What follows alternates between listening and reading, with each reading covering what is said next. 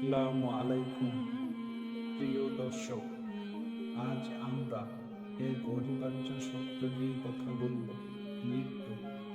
কুরআনে আল্লাহ আমাদের স্মরণ করিয়ে দেন, প্রত্যেক প্রাণী মৃত্যুর স্বাদ গ্রহণ করবে।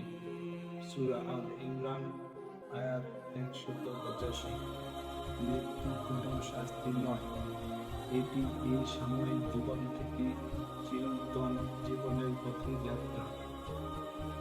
আল্লাহ জীবন ও মৃত্যুকে সৃষ্টি করেছেন আমাদের পরীক্ষা করার জন্য।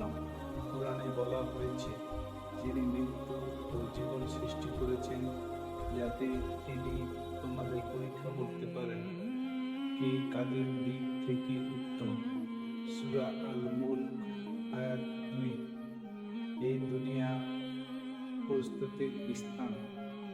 আমাদের আমল, সৎ কাজ ও পাপ কাজ নির্ধারণ করবে আমাদের চূড়ান্ত গন্তব্য, জান্নাত বা জাহান্নাম।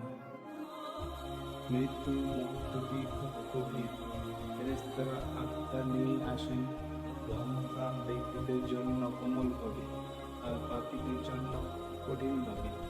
প্রিয় নবী সাল্লাল্লাহু আলাইহি সাল্লাম বলেছেন, ধর্মপ্রাণ ব্যক্তির আত্মা নেওয়া পানির কলস থেকে পানি ঢালার মতো সহজ, কিন্তু অবিশ্বাসীদের জন্য এটি হয় যেন কাটার মধ্য দিয়ে ভেজা চুল টেনে নেওয়া। এটি আল্লাহর দয়া ও ন্যায়ের প্রতিচ্ছবি। মৃত্যুর পর আত্মা প্রবেশ করে বারজাক নামক স্থানে, যেখানে কিয়ামত পর্যন্ত অপেক্ষা করতে হয়। এখানে আমাদের আমল উপস্থাপন করা হয় এবং আমরা তার প্রতিফল অনুভব করতে শুরু করি। প্রিয় নবী সাল্লাল্লাহু আলাইহি সাল্লাম বলেছেন, কবর হলো পরকালের প্রথম ধাপ। যদি কেউ এতে সফল হয় তাহলে বাকি পথ সহজ হয়ে যায়।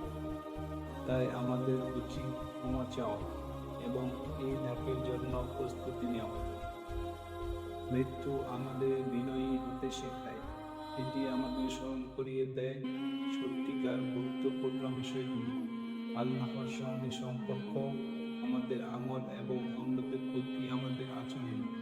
নবী সাল্লাল্লাহু আলাইহি সাল্লাম উপদেশ দিয়েছেন, তোমরা বেশি বেশি মৃত্যুকে স্মরণ করো, যা সকল আনন্দকে ধ্বংস করে। এটি ভয় পাওয়ার জন্য নয়, বরং প্রস্তুতি নেওয়ার জন্য। তাই ক্ষমা প্রার্থনা করুন, ভালো কাজ করুন এবং আল্লাহর সন্তুষ্টি অর্জনের চেষ্টা করুন। প্রিয় ভাই ও বোনেরা, মৃত্যু অবশ্যম্ভাবী, তবে এটি শেষ নয়। আমাদের জীবনের প্রতিটি মুহূর্ত আল্লাহর সন্তুষ্টি অর্জনে কাজে লাগান। নামাজ পড়ুন, দান করুন, অন্যদের ক্ষমা করুন এবং নিজেও ক্ষমা প্রার্থনা করুন। মনে রাখুন, আল্লাহর দিকে ফিরে আসার জন্য কখনো দেরি হয় না। যদি এই বার্তাটি আপনাকে স্পর্শ করে তাহলে এটি অন্যদের সাথে শেয়ার করুন। চলুন একসাথে চিরন্তন সত্যের কথা স্মরণ করি। আল্লাহ আমাদের সবার ভুল ত্রুটি মাফ করুন এবং আমাদের সঠিক পথে চলার তৌফিক দান করুন। আমিন।